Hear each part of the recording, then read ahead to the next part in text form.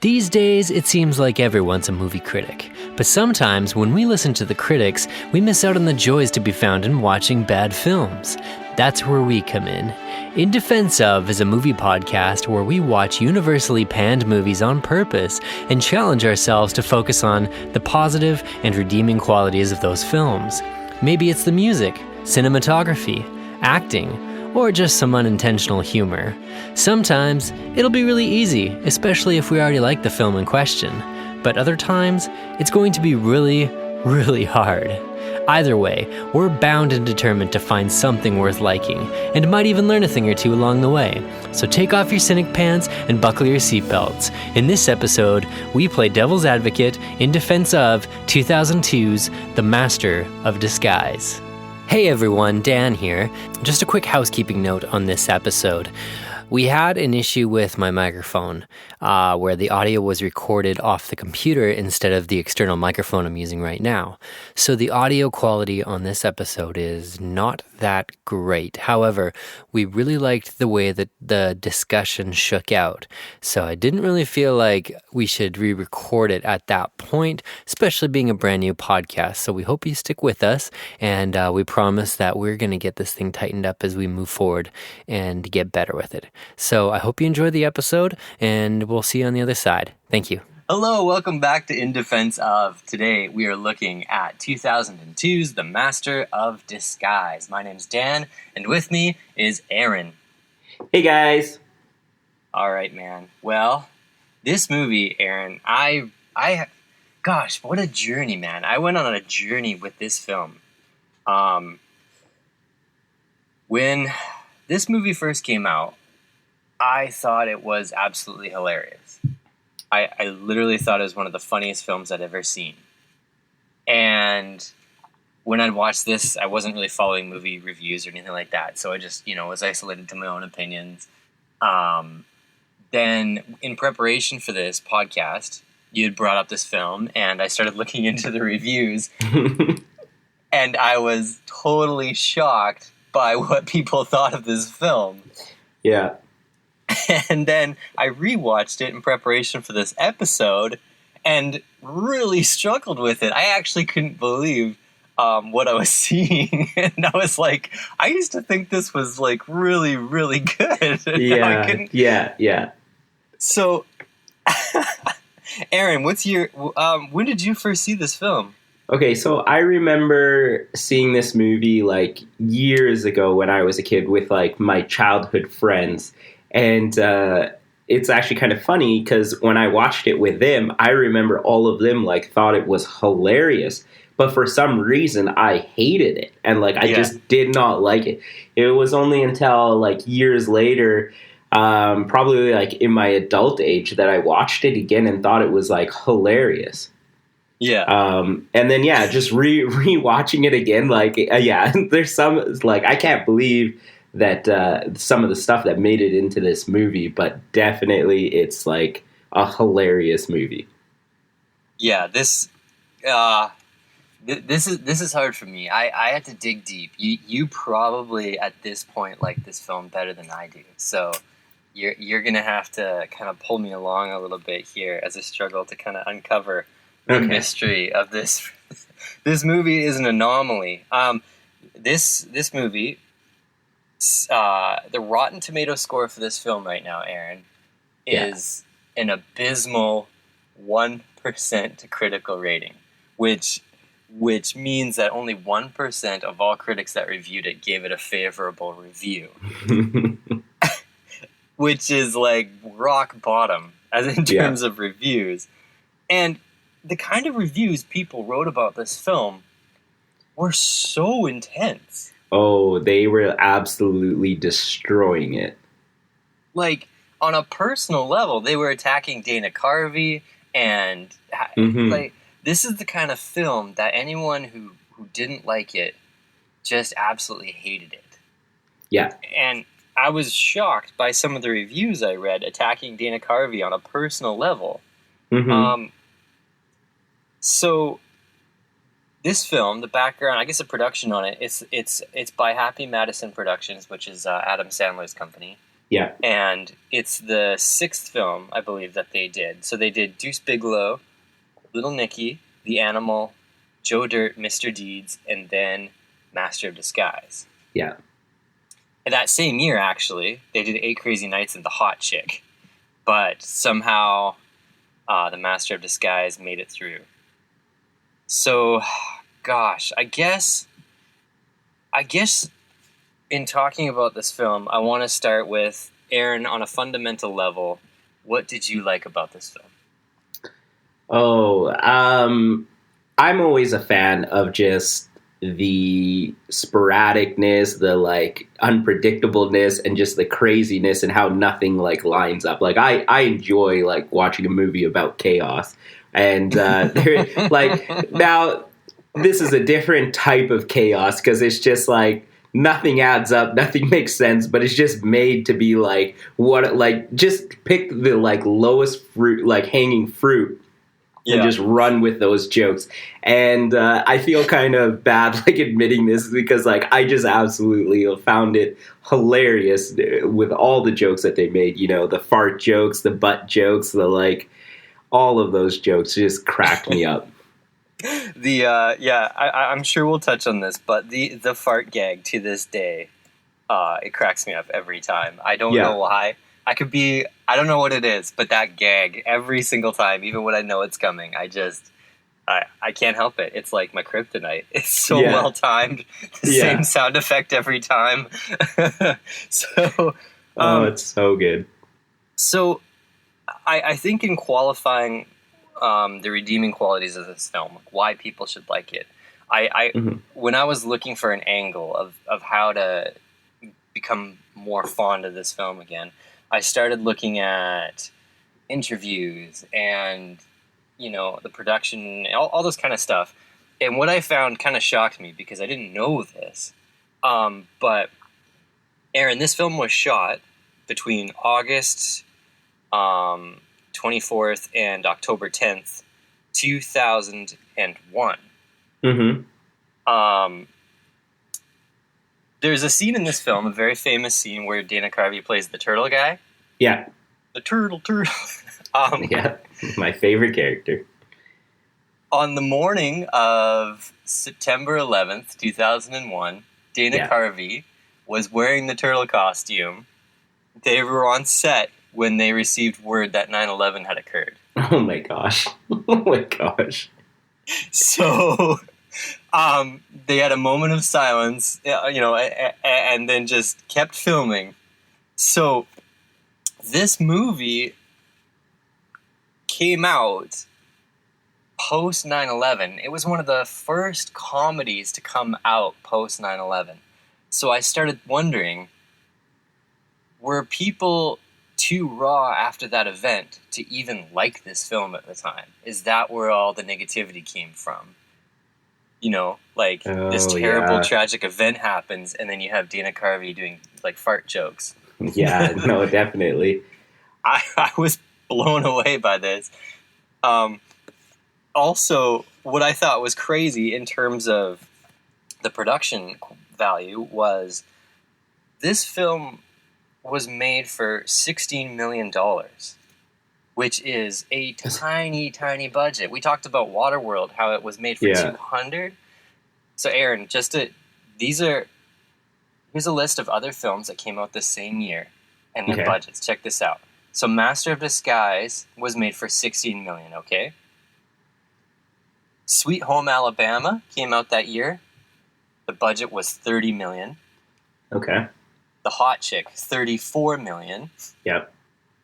Punch Drunk Love, $25 million, and 8 Mile with a production budget of $41 million.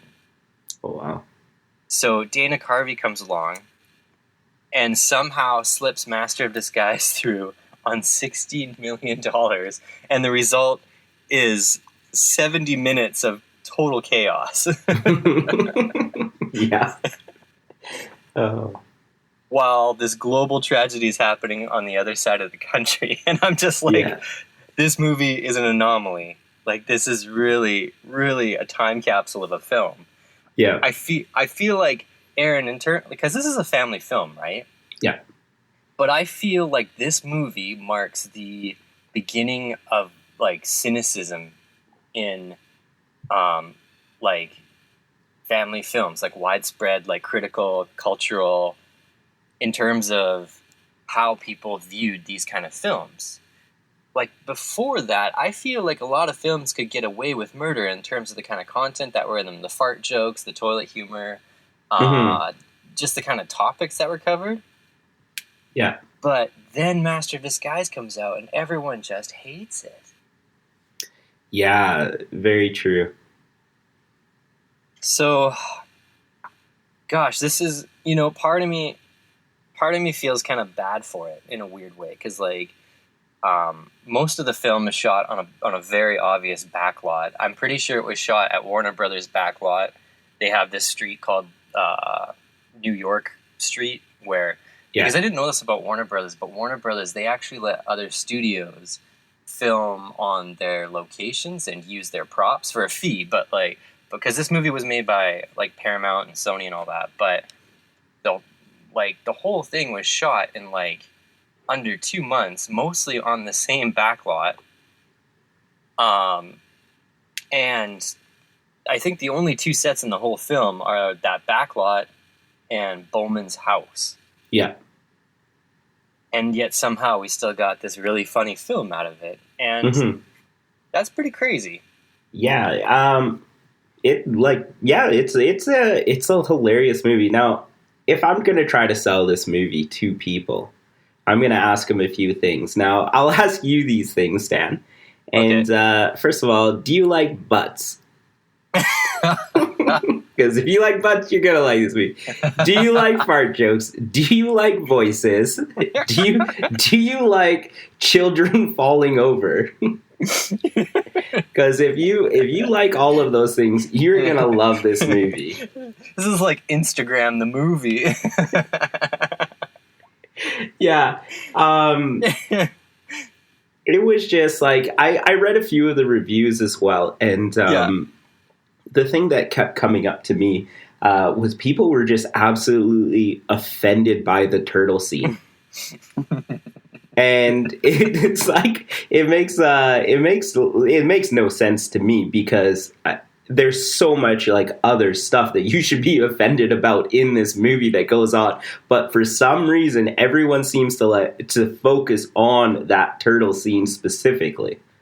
Yeah, so to set up the turtle scene, they have a cigar butt from the bad guy Devlin Bowman. They find out that the cigar maker makes cigars at this place called the Turtle Club. He just sits there at a table, like off to the side. Rolls cigars all day. Yeah, rolls cigars all day, I guess. And so they go there, and in order to sneak in, Pistachio Disguisey, Dana Carvey's character, takes the path of least resistance and literally dresses up as a turtle. Yeah. But like his turtle costume is just like, I guess people found it really disturbing because he has like no nose. Disturbing. And he just like has like this shell with his green suit on over top of it. And and I guess he can like go into his turtle shell as well. Mm-hmm. And then when he bites the guy's nose off, he like proceeds to bite one of the like bouncer's nose off and then spit his nose back onto his face. Yeah, and there's not like a wound or anything. It's just like blank skin where it was, and then he spits it back on. Just makes no sense. You know what's the most disturbing thing to me about that whole scene is later on in the film, he dresses as a character called Terry Suave. Okay. You know, is that Terry Suave, hot bomb, bing bang boodle, whatever. Yeah, I remember. Looking back at that film, I'm like, that should have been the guy he dressed as to go to the Turtle Club. but Dan, you're missing the whole point. I know, I'm missing the whole point of the film. His Master of Disguise powers hasn't kicked in until at that moment. That's true. That is true. That's what. So he was going in as a rookie into the Turtle Club. That's true. Okay, so let's take a quick moment to talk about the plot to kind of set up the rest of our conversation here. Yeah. So, Aaron, explain to me the plot of Master of Disguise. Okay, so Pistachio Disguisey comes from a long line of Master of Disguises. And his parents essentially his dad is a Master of Disguise, but didn't want to let Pistachio become a Master of Disguise. So he kind of, he just didn't tell him, essentially, hid the secret from him. Eventually, when Pistachio is older, his father gets kidnapped, and his grandpa comes to town and starts to teach Pistachio how to become a Master of Disguise. So all of that kind of happens, in the first, 5 or 10 minutes of the movie? Yeah. Once his grandpa leaves, and then it starts to, get into it, and he starts to solve the mystery of how he can find his dad. Mm-hmm. Yeah. I don't know. Did I miss anything? The bad guy, Devlin Bowman, he's, using his dad to steal all these famous things in order to auction. They're all the what is it, the Liberty Bell and the Declaration of Independence and American, what's the You know what's funny is the Liberty Bell weighs over 2,000 pounds. Yeah. And he just walked off with it. Yeah. Also, this is another thing that drove me nuts. The Apollo 11, the lunar module, that's on the moon, Aaron. Yeah. That's not sitting in a museum. Yeah. See, that's the thing about this movie is you have to throw all your logic out because there is no logic in this movie. It's just a wild ride. Yeah. It is a wild ride. So that squares up the plot, and that kind of squares up everything we're going to talk about. I read an interview with Dana Carvey, because I've been a Dana Carvey fan forever, since Wayne's World, his SNL stuff. I've always thought he's very, very funny. His impressions just get me. He's just got one of those funny faces, everything he does seems just very funny. And he said that because he co-wrote this film. He wrote this film for his kids because he'd been doing a lot of raunchy stuff, raunchier stuff, like Wayne's World and things of that nature. So he writes this film for his kids, and it goes through rewrite after rewrite after rewrite, and gets condensed down into what is ultimately a 70-minute bullet train of a family film. Mm-hmm. So I thought that was a good context too, because I feel like people don't treat this movie like a family film because it was made by Adam Sandler's company. Because they look at Dana Carvey, they don't immediately associate him with family fun. Mm-hmm. But Pistachio Disguisey as a character, man. I had friends whose younger brothers, younger sisters were obsessed with this film. Yeah, me too. Growing up. They'd watch it all the time. You'd go over to someone's house and it was always on.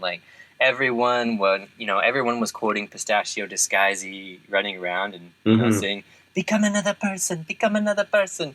The thing that always gets me about this film is it might not have been super successful, but every single person knows what you're talking about if you quote this film. Yeah. If you quote the turtle scene, if you quote what other? Gosh, there's so many things he does in this film. Oh, there's so many. I think the turtle scene, Grammy Num Nums, and oh my gosh, and the sailor at the end are probably the most memorable ones, at least in my mind. Yeah, rewatching this film, I was getting pretty uncomfortable until Grammy Num Num shows up, and then I was like, okay. You got me. You've won me back. This is really freaking funny. Yeah. We're never going to make babies. Yeah. I honestly was laughing so hard and gasping for air at that point. And when that scene comes on and he's like, "You're a tall drink of water and I'm all out of moisture." Yeah. Oh, I love that line so much.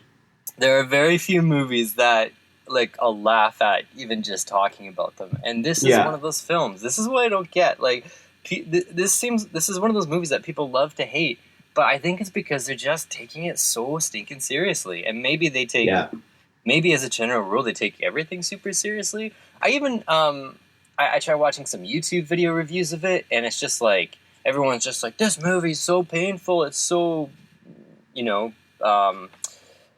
cringy and this and that. And I just thought, I don't know, man. Like, maybe you just need to watch it with a 6-year-old to remind you what it's like to be, you know, young and think fart noises are funny again. Maybe that's what you need in your life. They forgot what it's like to be young.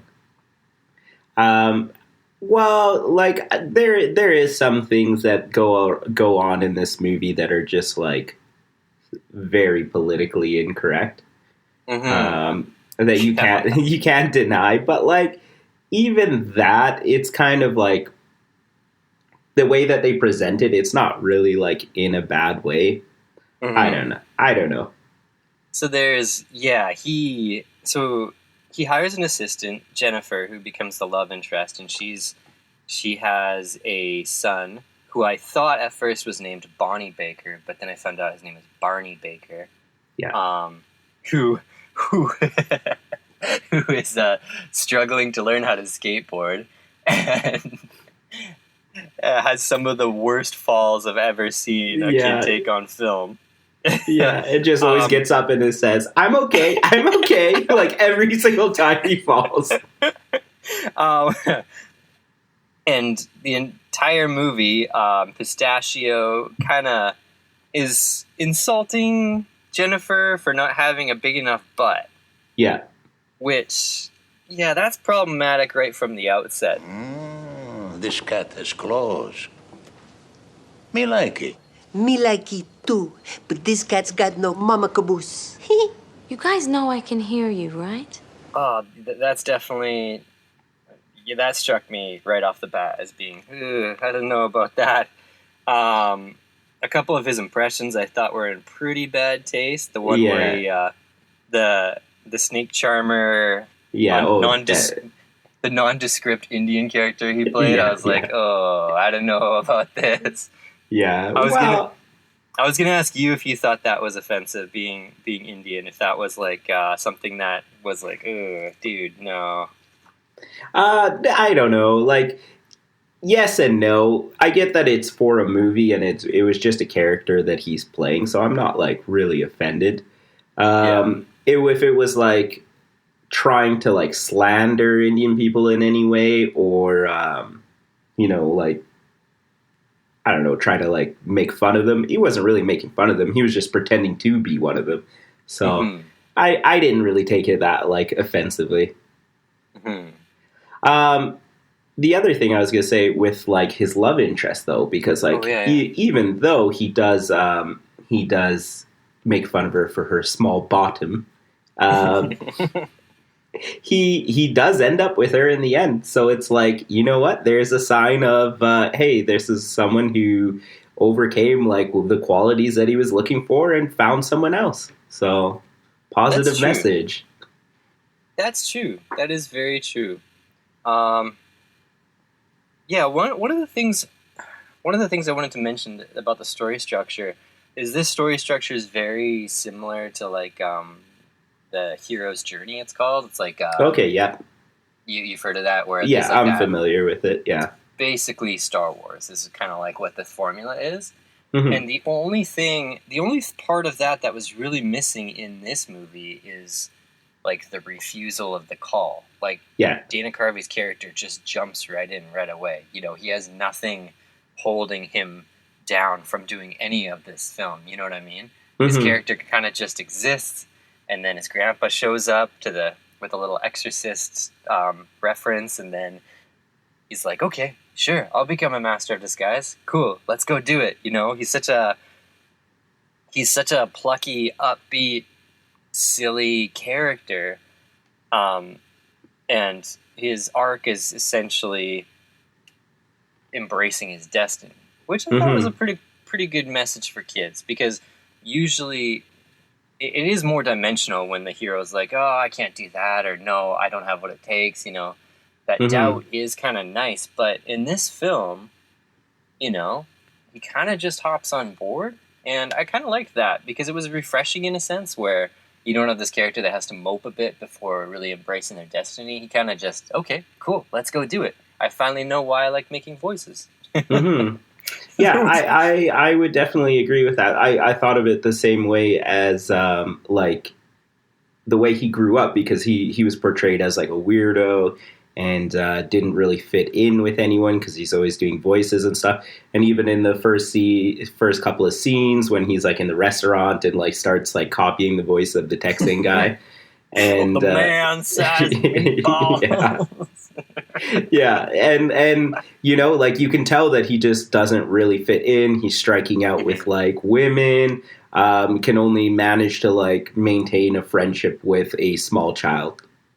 And so the way I thought of it was that like once he gets offered with the position to become like a full-fledged master of disguise, his destiny kind of like aligns, and exactly what you said, like he understands why he does all this stuff, and there's no reason for him to deny it because like he has a way out, and like he has a way to like finally just become a normal person. I think that's pretty cool. I think that's pretty a pretty nice story. It's almost like, for some reason, watching this movie again, maybe it's just the structure, it reminded me a lot of The Grinch, Jim Carrey's The Grinch. I don't know why. Maybe just the way it was told, where he's like the freak in school that's different, and then he's kind of just recluse, in the restaurant. Then he kind of embraces who he is at the end, by the end. I don't know. There was something, maybe it was just the aesthetic, something about it really is like, this reminds me of The Grinch in like a super vague way. Yeah, I could see that.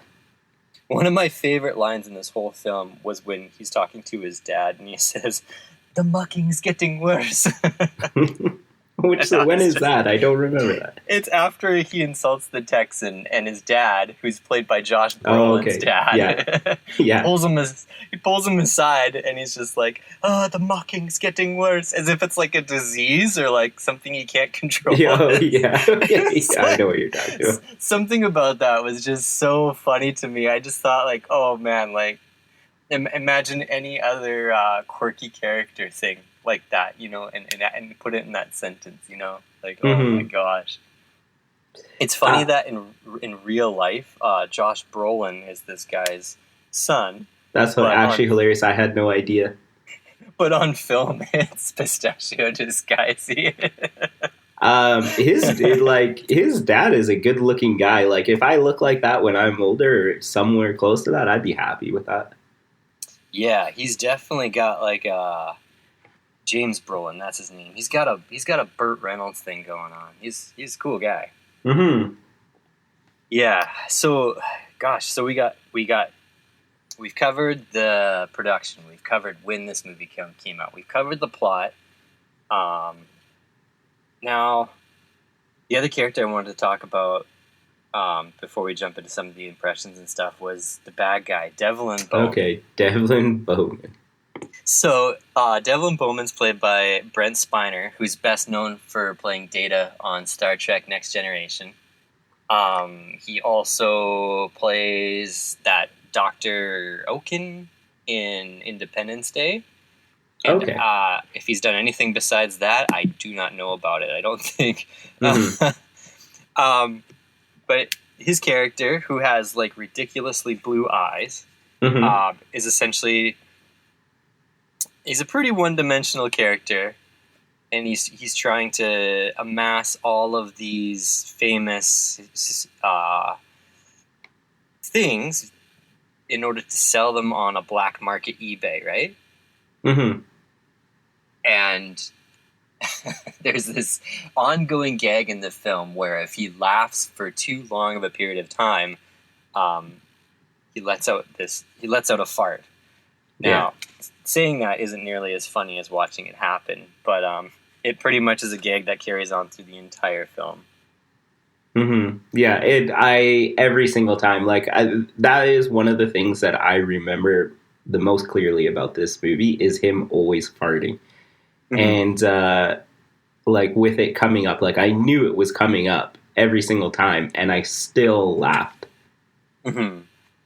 It was just He sure does get around in a hurry, stealing all these artifacts. It's pretty crazy what he accomplishes, because I'm not sure.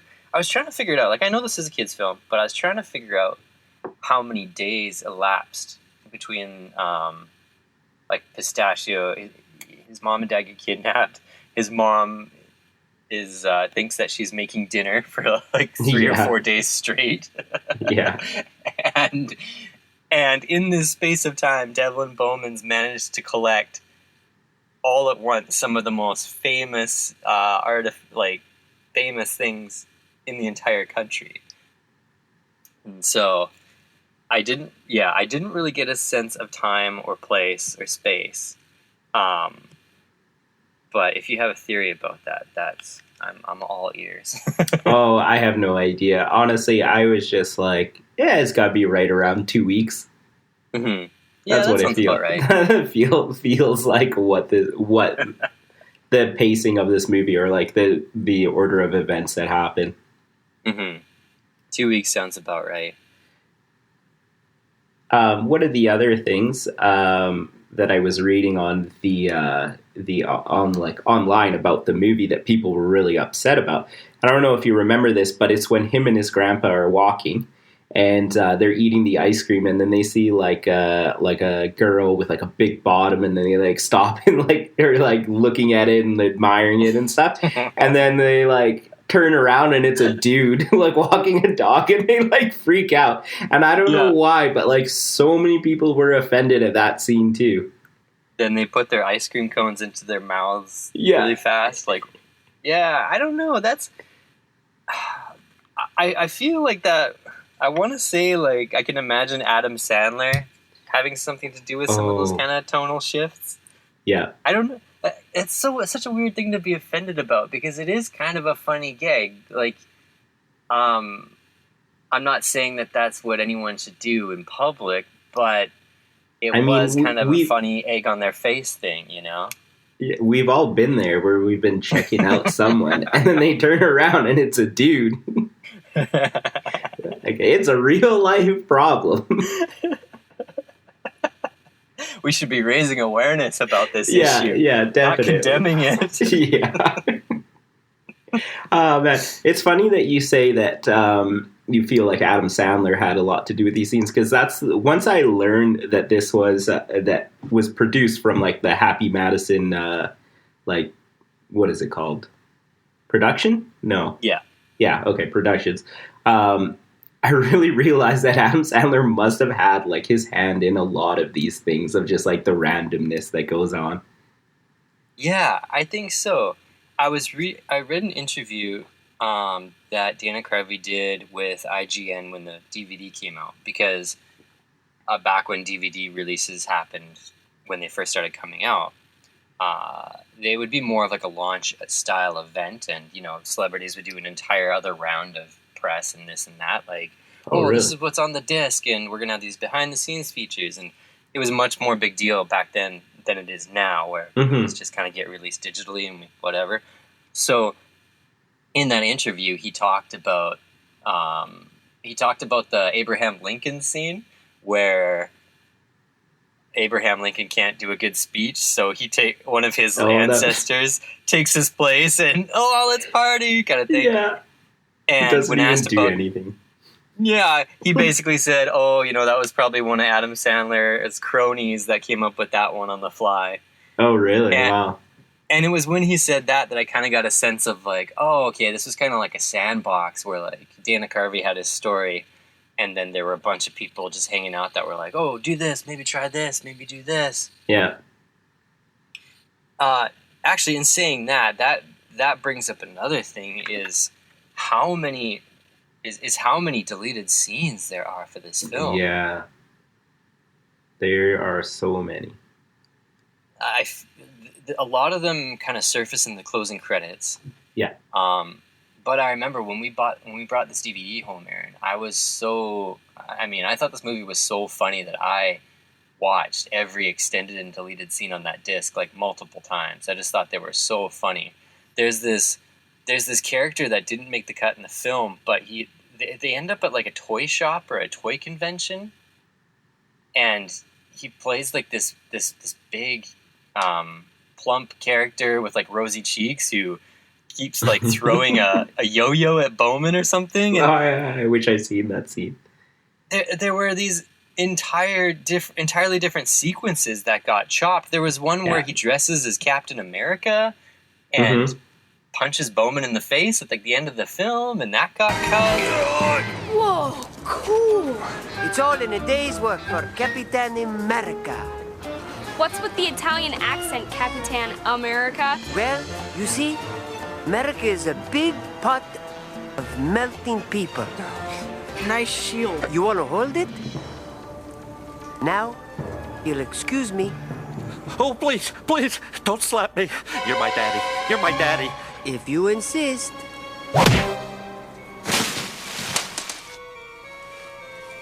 Wow, that was awesome. And remember, kids, always stay in school. We will. Okay. Bye. Bye. He's pretty cool. You hit him with the claws of fist. He didn't deserve his dignity, Pop. It's just like it was as if they just started the camera rolling, put Dana Carvey in a costume, and just like filmed. Yeah. And then we're like, oh, we'll figure it out later. Let's just like get all the gags in, and we'll cut it all together and make sense of it later. Yeah. I definitely feel the same way about that. That's really what how the movie seems to be filmed, and I feel like they should make more movies like this.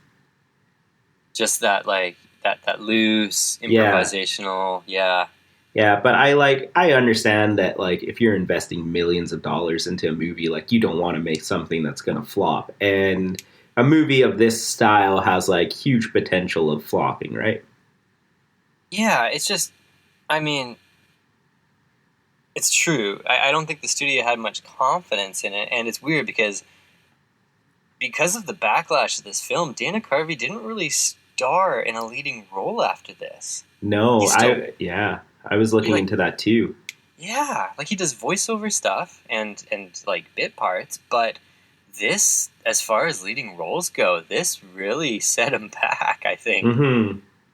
And that's a bummer because I think I've even watched his Netflix comedy special. Like, he's still a super funny guy, and his political impressions are so funny. Yeah.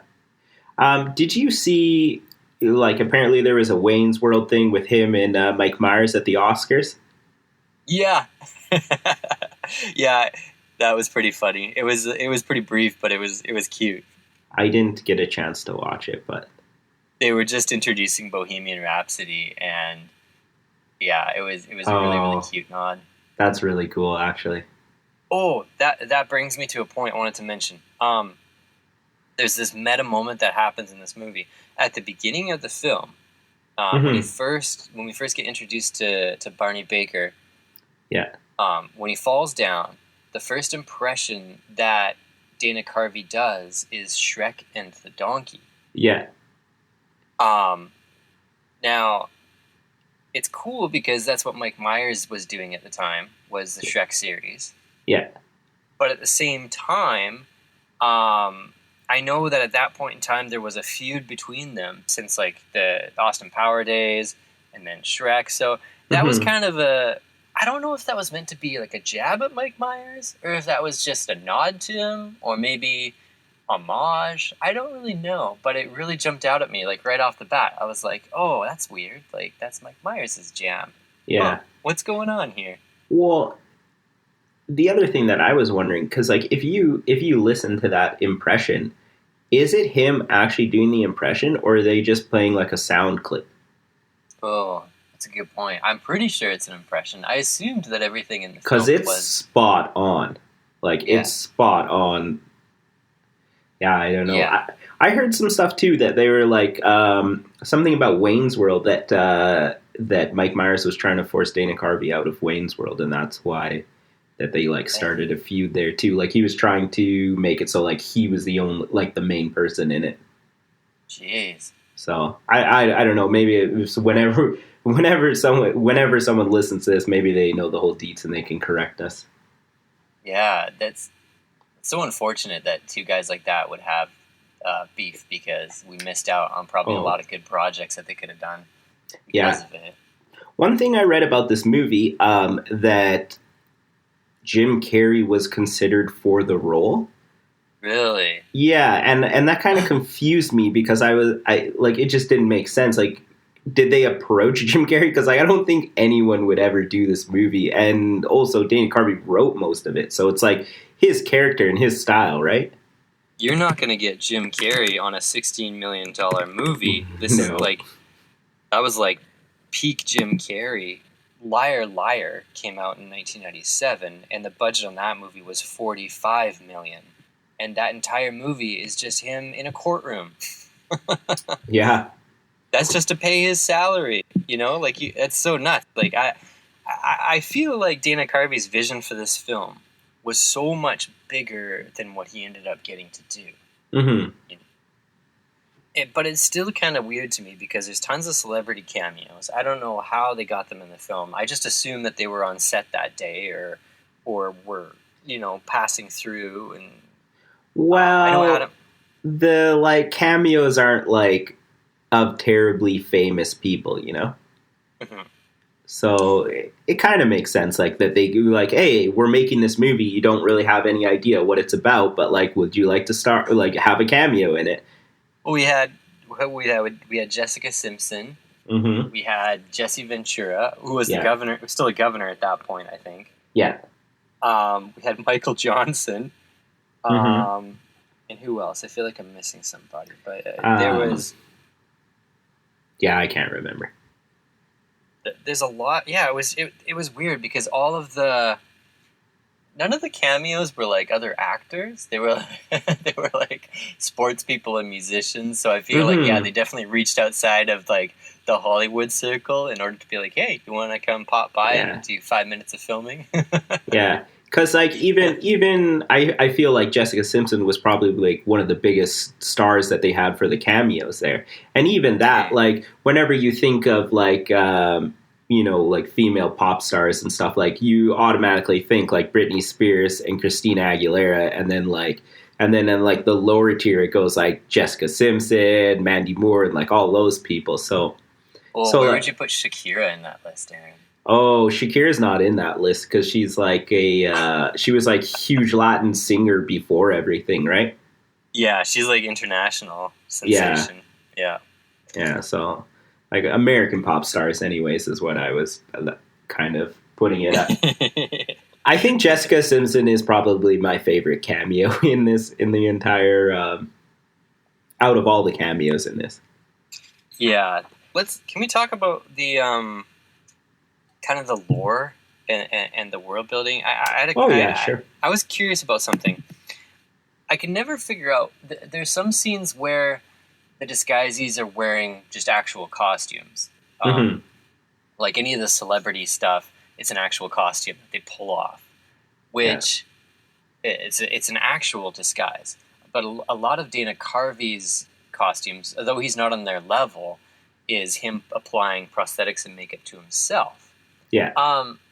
But I guess the point I'm trying to make is, if he's an apprentice disguisee and all of his disguises are applied right to his face, doesn't that make him a better disguise artist than someone who's just wearing a mask? Wait, you gotta say that again to me. His dad, who's a really famous disguisee and is being used by the bad guy, all of his get-ups are all masks and he pulls off his head and he's inside them somehow, regardless of their proportions. But all of Dana Carvey's disguises are prosthetics applied to his own face. They're not masks and stuff that he puts on, because this movie would look a lot different if it was just a bunch of celebrity cameos with Dana Carvey pulling them off every once in a while. And I thought, well, doesn't that make him a better disguise artist than the guy who's just putting on the bodysuit and the mask? Mm-hmm. And then to further confuse things, at the very end, when Pistachio's dad's with him on the lunar module and he's in the Devlin Bowman disguise, which they show is a mask that's being glued to his face. Yeah. He uses what they call the Energico, which is like the force of the disguises. Oh yeah. He uses that because Pistachio says something about, his grandpa says, the dark side of Energico has taken him over or something, and then Pistachio's like, it's like a Star Wars, and then his dad like shakes off the Bowman mask, like shakes it from his being, you know what I mean? Like he doesn't pull it off, he shakes it off like he's a shapeshifter. Yeah. So, not to read too much into this film, because that's not what we want to do, but Aaron, can you explain to me what the heck is going on with the world building of these disguises? Oh, I can explain that last scene to you. So the way I understood it is that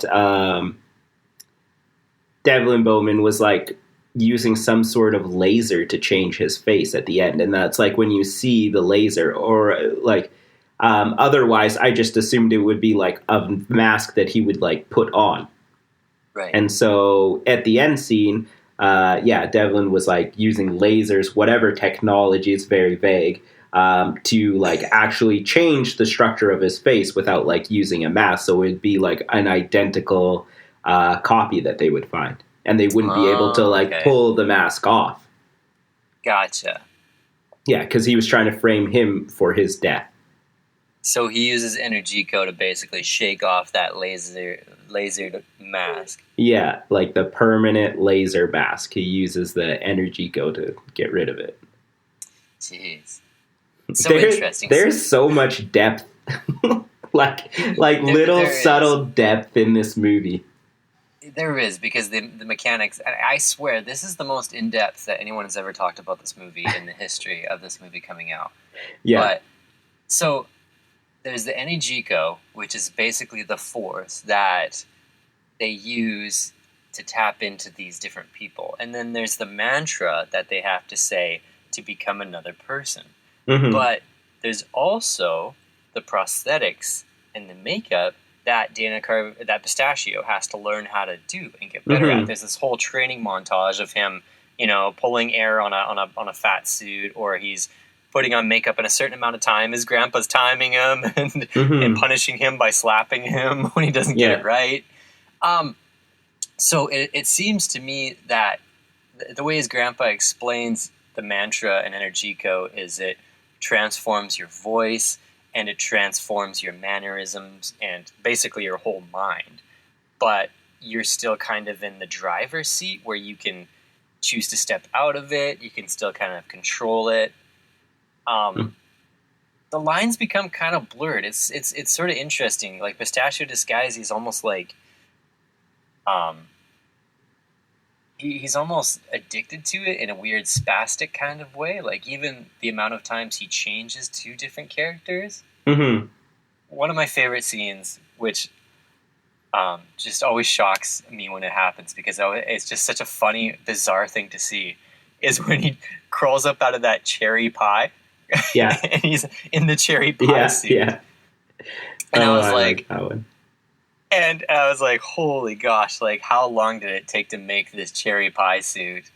And so that suit obviously didn't require any sort of mantra or Energico. It was just a really good suit that he somehow, at one point or time or another, like he put that suit together. Mm-hmm. I get like we're led to believe that he constructed this suit. Then, like 5 minutes later, he's sitting in a boat and he's doing the character from Jaws, which is like an amazing impression. I'm trying to figure out the mechanics of exactly what Energico is in terms of the mythos. You know what I mean? Yeah.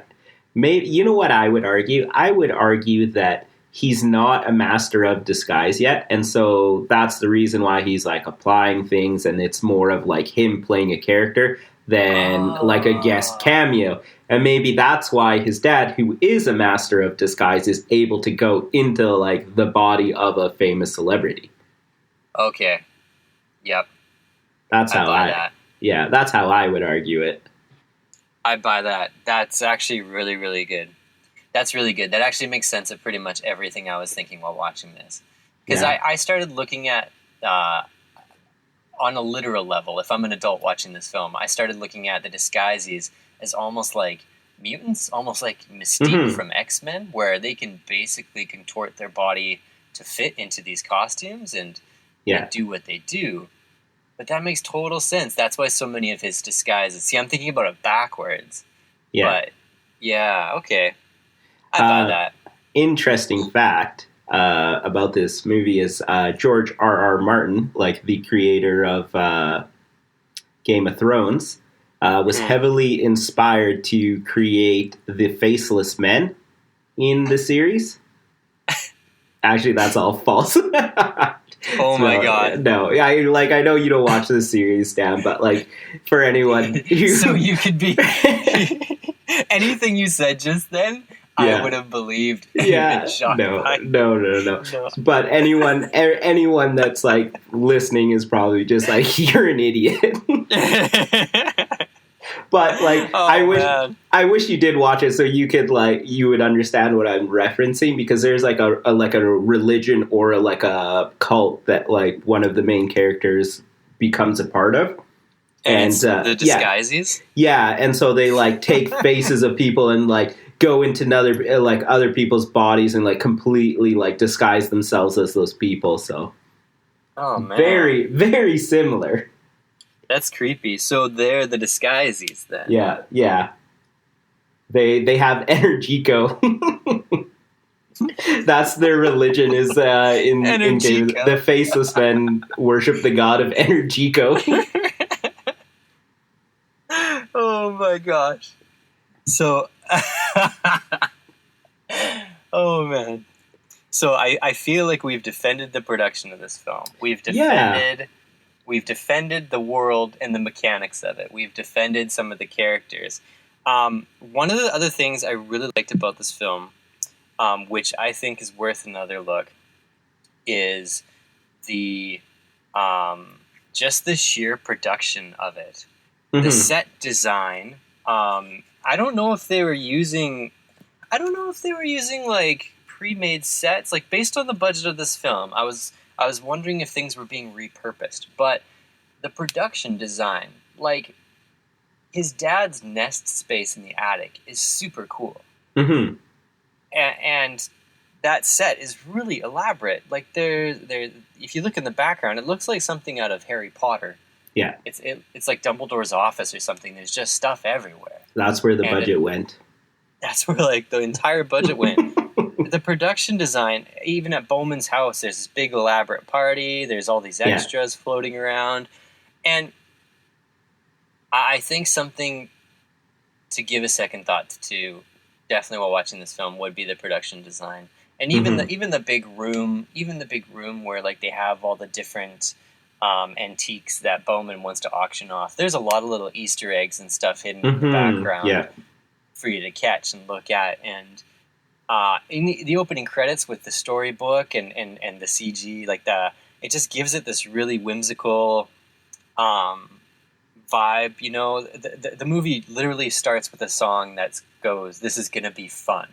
Yeah, you know, right out of the gate, they're trying to set a tone of like, okay, this is going to be fun. It's going to be a fairy tale. It's going to have mythical quality to it.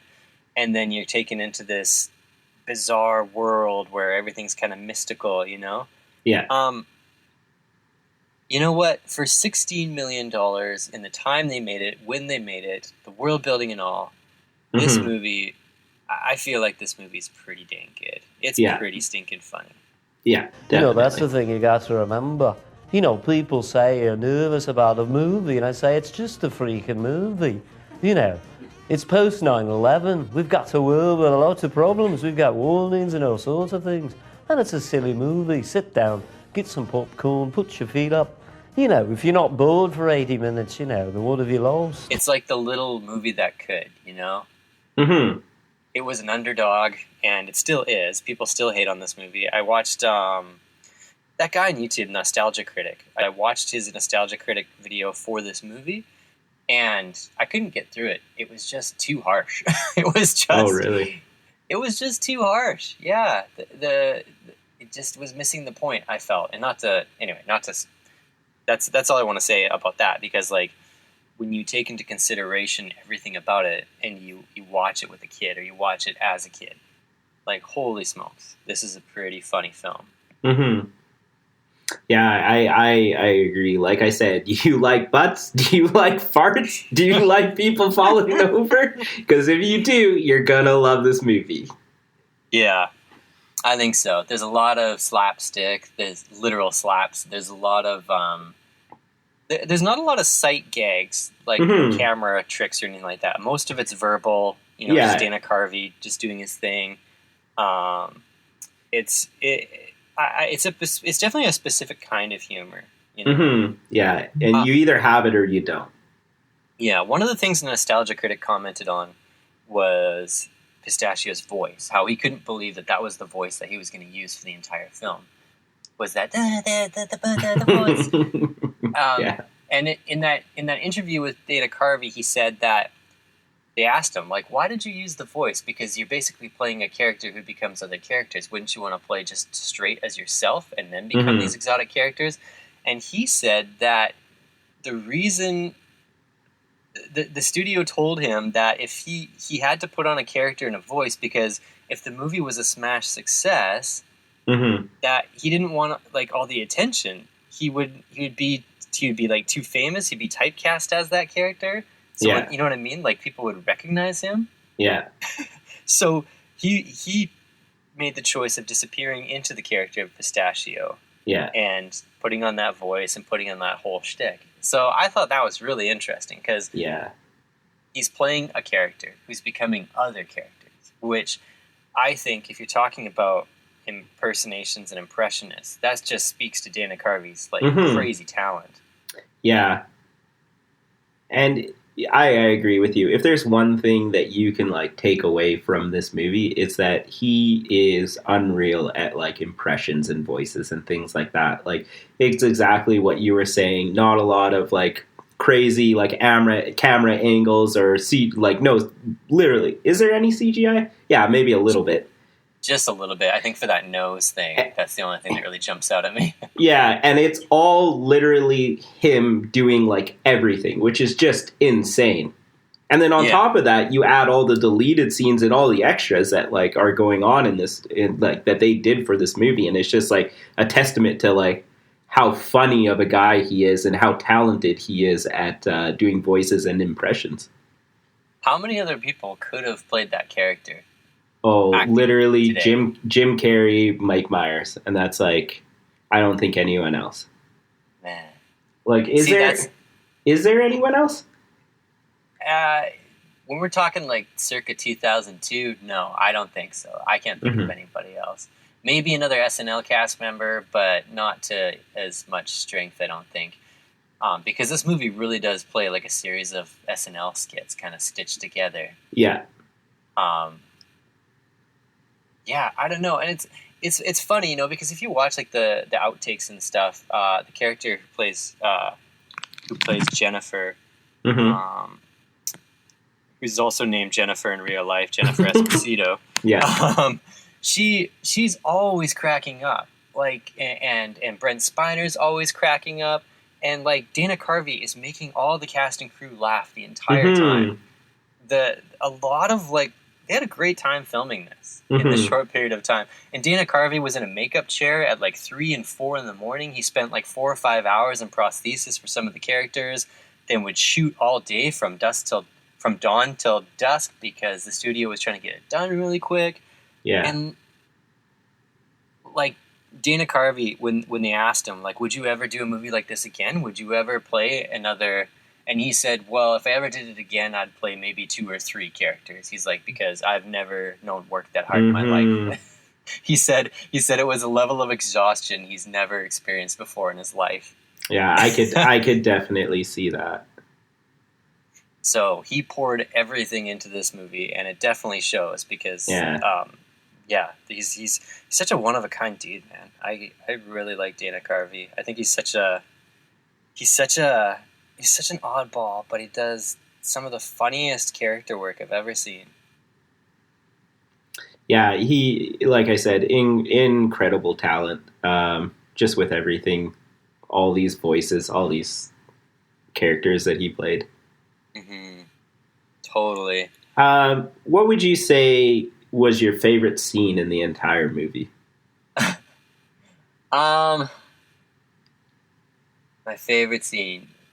I think it honestly is Gammy Num Nums. Yeah. That character in the sequence, every line he says just hits me so hard. Yeah. If I could watch that scene by itself out of context and it still makes me laugh. Mm-hmm. I think it's my favorite scene just because of how funny that character is. Yeah. And how he disappears right into it. Like, you don't see Dana Carvey. You only see this Yeah. feisty lady. How about you? I think, I definitely would put that up there. I also feel like that is the scene where the movie like comes alive after that one. Definitely. I do, for some reason, I just like enjoyed all the scenes of the kid falling for some reason. Cause like, I feel like they're so small and so insignificant that you forget about them. And so every time I watch this movie, the kid just like wipes out, and I like, cause I've completely forgotten about it. I just die laughing at it every single time. It's done really dramatically, isn't it? Yeah. And then whenever he's like his love interest, Jennifer, like the kid's mom, is with her like boyfriend at the time, and there's that whole scene, and the boyfriend's just like, what a loser. I don't know why. It just for some reason like just killed me. What a loser. Oh yeah, that whole sequence where he gets Barney the pads. And then Trent, was it Trent? Is that his name, or Rex? I get the two confused. Oh, I'm not sure. One of the he starts. Are you mocking me? Are you? Mocking me? Yeah. Oh my! And God. then he like they like hug after, and he like tries to hug with them. Yeah. So that it's such a like an obscure scene and not memorable at all, and like with given all the scenes and characters that go on in this movie. But I don't know why I found that one hilarious. Yeah, that is pretty funny. It's pretty funny. I guess that technically is a sight gag. Yeah. The way it's cut, because it's like cuts. There's about 3 different cuts every time he bails. It's like really dramatic. It's like an action scene cut, like boom, boom, boom, and you're like, oh my God, that poor kid. Yeah. Yeah. Oh, geez. Did you have any other notes that you wanted to get to, or I've exhausted my list. So if you want to, no, I don't think I have any. Oh, the other note that I was going to mention is that this movie is what, like 50 minutes or 40 minutes, like of actual movie time. I think it's 70 until like the credits. So like just over an hour. If you lop off the opening credits, we're sitting at about an hour of film. Yeah. Yeah, and so they had to extend it, and that's why there's so many like they just put so many deleted scenes at the end of the movie because like it wasn't long enough. What do you think the reason behind that was? Do you think they had too much footage that didn't know what to do with it and had to distill it, or do you think that they thought it wasn't working so they salvaged what they could? What do you think was the mentality there? I have no idea, because this type of movie just seems like anything goes, right? And so it makes no sense. Like this movie is already chaotic from the beginning, so why couldn't you just include those scenes in it? Right. Yeah, I don't know. What do you think? I think the studio panicked with how much footage they had, and they just condensed it down. Maybe they thought it wasn't going to work or something. I don't. Yeah. I think their mentality was more of a salvage operation, which is kind of unfortunate because, again, like Waterworld, there's probably a 4-hour cut of this film somewhere. Yeah, I would love to watch that. Some insane because I know I watched an extended version of that scene where he's doing his Al Pacino character, and that scene runs like. I think that scene runs like 5 to 10 minutes long in the extended edition, and all he's doing is talking to that host about the dining wiener and the little nuts. Yeah. Oh man. Which still cracks me up when he says that for some reason. he does this whole extended thing about how he doesn't have Neapolitan ice cream. He basically just goes through a bunch of different foods. You got some tomato soup with a little, what you call it, croutons floating on top of the tomatoes? No. You don't got that.